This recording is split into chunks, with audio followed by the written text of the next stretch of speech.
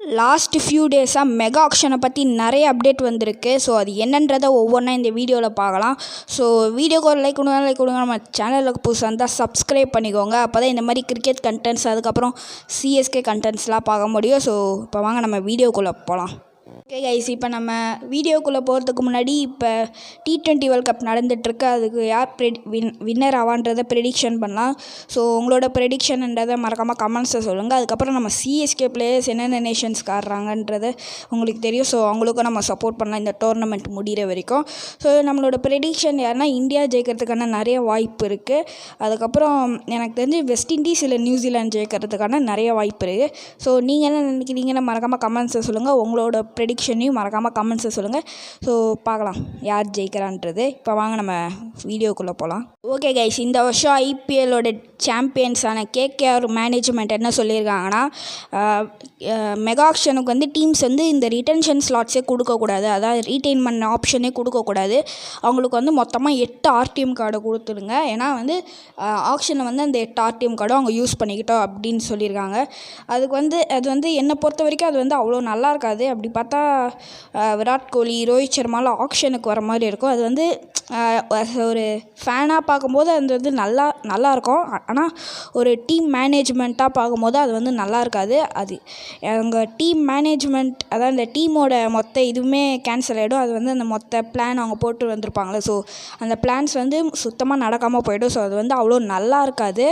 So இது வந்து அதனால் பிசிசிஐ வந்து அந்த ஆஃபரை வந்து ரிஜெக்ட் பண்ணியிருக்காங்க அப்படின்னு ஒரு பிசிசிஐ அஃபீஷியல் ஒருத்தர் சொல்லியிருக்காரு. ஆனால் அந்த மாதிரிலாம் நடக்காது, யாரும் பயப்பட வேணாம். ஏன்னா அப்படி டோனி அப்படி நம்ம தலை விளாட்றது இருந்தால் தலை வந்து ஆக்ஷனுக்கு வர மாதிரி இருக்கும். இப்போ ஆக்ஷனுக்கு வந்து அவர் வந்து 20 கோடி கூட போகலாம். ஸோ அப்படி கொடுத்து 20 கோடி வந்துட்டு அதுக்கப்புறம் நம்ம வந்து ஆர்டிஎம் கார்டு யூஸ் பண்ணி எடுக்கிறது. ஸோ அது நல்லா இருக்காது. ஸோ யாரும் பயப்பட வேணாம். ஸோ இவர் சொல்கிற மாதிரிலாம் நடக்க போகிறது இல்லை.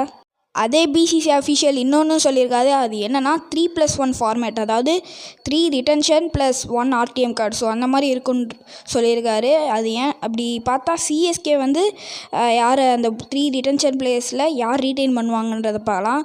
ஸோ ஃபஸ்ட்டு வந்து கேப்டன் ருத்ராஜ் கேக்வாட், செகண்ட் வந்து ரவீந்திர ஜடேஜா, தேர்ட் வந்து தலை ஆடுறாருனா தலை தான் ரீட்டைன் பண்ணுவாங்க. அதுக்கப்புறம் அந்த 1 ஆர்டிஎம் கார்டு வந்து பத்திரனாக்கு போகிறதுக்கு நிறைய வாய்ப்பு இருக்குது. ஸோ பத்திரனா வந்து நம்ம வந்து ஆக்ஷனில் விட்டுட்டு எடுக்கிற மாதிரி இருக்கும்.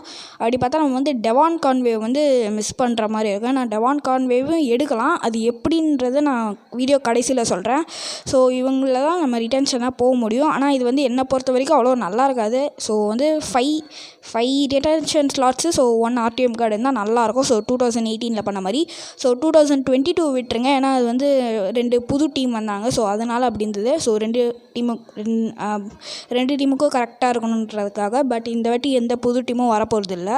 அப்படின்னு பார்க்கும்போது 5 ரிட்டென்ஷன் ஸ்லாட்ஸு 1 ஆர்டிஎம் கார்டு வந்து யூஸ் பண்ணால் என்னை பொறுத்த வரைக்கும் கரெக்டாக இருக்கும். ஸோ நீங்கள் என்ன நினைக்கிறீங்க மறக்காமல் கமெண்ட்ஸில் சொல்லுங்கள். இப்படி பார்த்தா நம்ம வந்து சிவம் டுபேவும் விடுற மாதிரி இருக்கும். அவரை எடுக்கவும் முடியும், அது எப்படின்னு நான் சொல்கிறேன். ஸோ சிவம் டுபே வந்து தோனி ஆடுறாருன்னா கண்டிப்பாக ஆக்ஷனுக்கு தான் வருவார். ஸோ அதில் டவுட்டே இல்லை. ஆனால் அவர் ஆக்ஷனுக்கு வந்து அவரை எடுக்கிறன்றது முடியுமான்றது இப்போ பார்க்கலாம். ஸோ வந்து சிவம் டுபே வந்து அவரோட இப்போ ரீசன்ட் ஃபார்மை பொறுத்து தான் இருக்குது. அவர் வந்து இந்த T20 வேர்ல்ட் கப் நடந்துகிட்ருக்குல்ல, ஸோ அந்த T20 வேர்ல்ட் கப் அந்த T20 வேர்ல்ட் கப் ஸ்குவாடில் வந்து அவர் வந்து நல்லா ஃபார்மில் இருந்தார் அப்படின்னா அவர் வந்து அவரோட ப்ரைஸ் வந்து இன்க்ரீஸ் ஆகக்கூட நிறைய வாய்ப்பு இருக்குது.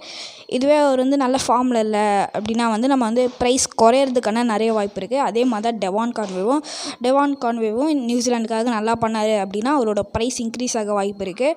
இதுவே டெவான் கான்வே வந்து அந்தளவுக்கு சரியாக பண்ணலை அப்படின்னா அவரை வந்து ப்ரைஸ் வந்து டிக்ரீஸ் ஆக கூட வாய்ப்பு இருக்குது.